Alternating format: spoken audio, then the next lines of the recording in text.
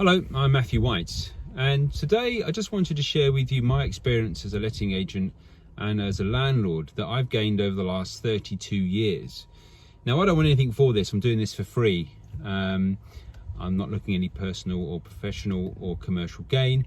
I just want to make sure that landlords going forward don't make any mistakes or fall foul of the very complex legislation that pertains to residential lettings and the housing sector. Now, I started my career back in 1988, so that's 32 years ago. And back then it was really easy. You just showed somebody a property, took a few references, gave them a tenancy agreement, perhaps got a gas safety certificate, and moved them in. Very, very simple. No Homes Act, no Tenancy Deposit Protection, no Tenant Fees Act. Very, very little legislation. Over the years, the industry has seen layer upon layer upon layer of legislation restricting and governing what landlords and letting agents can do with their own properties. Now, a lot of that has been very welcomed. It's been welcomed to protect tenants from rogue landlords and rogue agents. It's protect the safety and well-being of families, tenants, and their invitees. A lot of the law, though, is very draconian. It imposes penalties that prevent landlords from recovering possession of their property.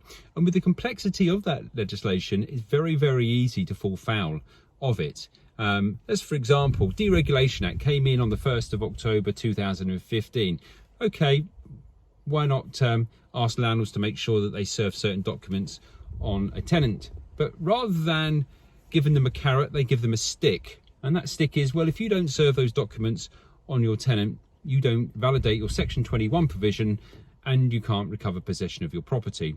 Now, I've seen cases go to court and the judges haven't just asked for a copy of the gas safety certificate and the subsequent gas safety certificates that have been served on the tenant. They want evidence of service of those documents on the tenant, not just from the outset of the tenancy, but within 28 days following renewal of that gas safety certificate. And the judges, if they're not satisfied that those documents have been served on the tenant, are throwing those possession cases out of court. Now, you could say, well, you can't be ignorant of the law, but at the end of the day, that's a little bit harsh, isn't it? We know damn well that that tenant has been served that gas safety certificate, certainly at the beginning of the tenancy, and more than likely 28 days after renewal of the gas safety certificate. But it just seems that our friendly district judges have been giving some kind of directive not to give possession if they could possibly avoid it. Now, I might be cynical, but that's just my experience, and perhaps I should stand by that, or I might be judged on that. I don't know. But my point is that that's just one example of how complex and how harsh legislation is and how it's applied to landlords and how easy it is to fall foul. Because you might go to court confident that you've got a gas safety certificate, that you've served it on your tenant. But when that judge turns around and says to you, have you got evidence that you've served it on that tenant? And you go, no, what are you going to do? You can't get that evidence retrospectively. Okay, you might be able to search your sent items in your email to see if you've got in your sent box, but it's too late. You've got to go back to court. You've got to get another hearing. You're delaying the process. So it's essential you get it right from day one.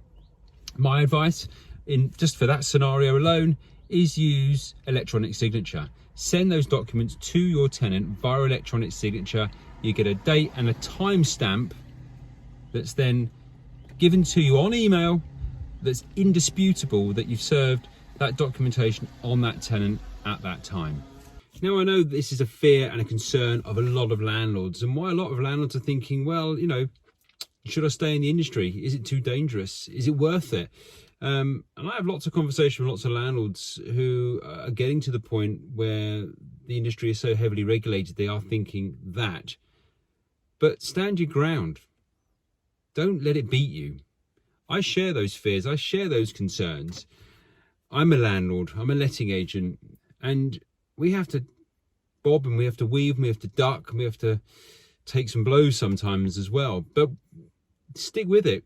Don't let them get you down. Don't let them beat you, because there is a way of making sure you do it right, and that's just through, dare I say, education and knowing what you're doing. You don't have to appoint a letting agent necessarily. Yes, you can take away a lot of the grief, a lot of the hassle, but just learn your trade. It's your business, it's your property portfolio. It shouldn't be something that's taken lightly.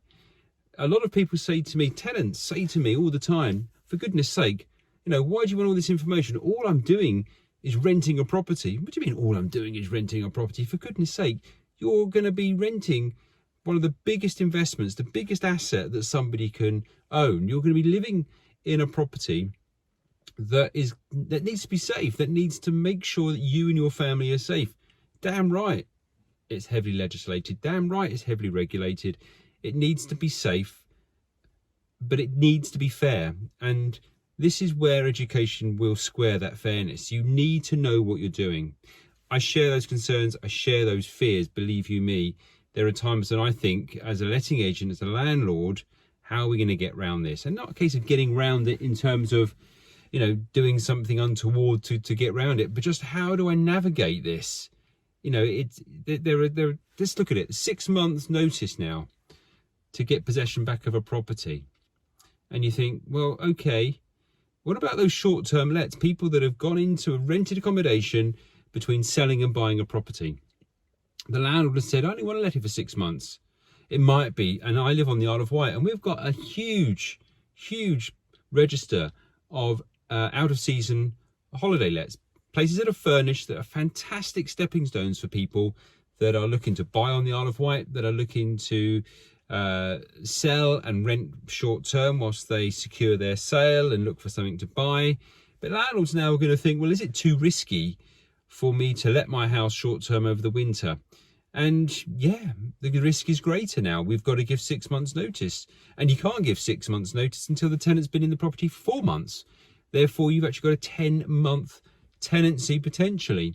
So what do? Okay, do you get a guarantor? Therefore, do you use that guarantor as leverage to make sure the tenant does go at the end of the tenancy? Do you ask the tenant to give you notice at the point they sign the tenancy agreement that they'll go at the end of the term that you've agreed? Two things that could work. They could be good safeguards for landlords looking at letting short term during the winter. It's yet to be seen how that's going to pan out. I've got a lot of landlords that are very concerned with that. I'm concerned about that. I don't think the government thought of that particular scenario. All they were thinking about was the key issue, which is COVID, keeping people in properties, making sure that they don't get evicted just because landlords get scared or because the rent arrears start to accrue, and they don't want to manage those arrears, don't want to manage the tenant, and they just want the tenant out. Luckily, most of my tenants, and I say my tenants, my clients' tenants, that have found themselves in financial difficulties during the COVID scenario, have been brilliant. They've been absolutely brilliant. They've come to us. They've been completely open, completely transparent, and they've worked with us. And we've set up payment plans, reduced rents. We've agreed those payment plans when they should kick in. And 99.9% of those tenants that we set those payment plans up for have honoured those. There are a few that have slipped because the circumstances didn't quite pan out as quickly as I was hoping in terms of returning to work, or maybe unfortunately they didn't return to work. They were made redundant, laid off, whatever. But we're managing those situations, and it's about navigation, it's about management, and you can't do either of those things if you don't have the knowledge and the skill base to manage tenancies and tenants effectively. And I would recommend to any landlord, before you do anything, just think before you act. Research, ask questions, speak to your local letting agency, speak to me if you want to. You can message me through Facebook, Matthew White. Find me on Facebook, message me. I help any landlord that needs help. Some solicitor firms, they offer free legal surgeries, sometimes in the evenings after they've closed. Again, just to try and help people onto the right path legally. So it's not the end of the world. That's my point. Don't panic, stay calm, ask questions, get educated, get that knowledge. Knowledge is power, and knowledge puts you in a position of power. Not that you can do anything to override anybody or to bully anybody. I'm not suggesting that for 1 minute. What I'm suggesting is that we all work together. We don't get frustrated because we don't know what we're doing. We learn the industry, we learn what needs to be done, and we use that knowledge constructively, and we find out how we best navigate what's a very, very tricky road. Now, my next video that I plan to put up is going to be the key things you need to do to set up a tenancy compliantly. So tune in next time. Thank you very much indeed. Sorry if I've rambled on a little bit. I'm very passionate about what I do. I'm very frustrated about where the industry's going. I'm frustrated for landlords, but please bear with us. So thank you very much indeed for watching this video. I hope it's been useful. I hope my next videos will be useful. Also, please tune in again. Thank you very much indeed. Goodbye for now.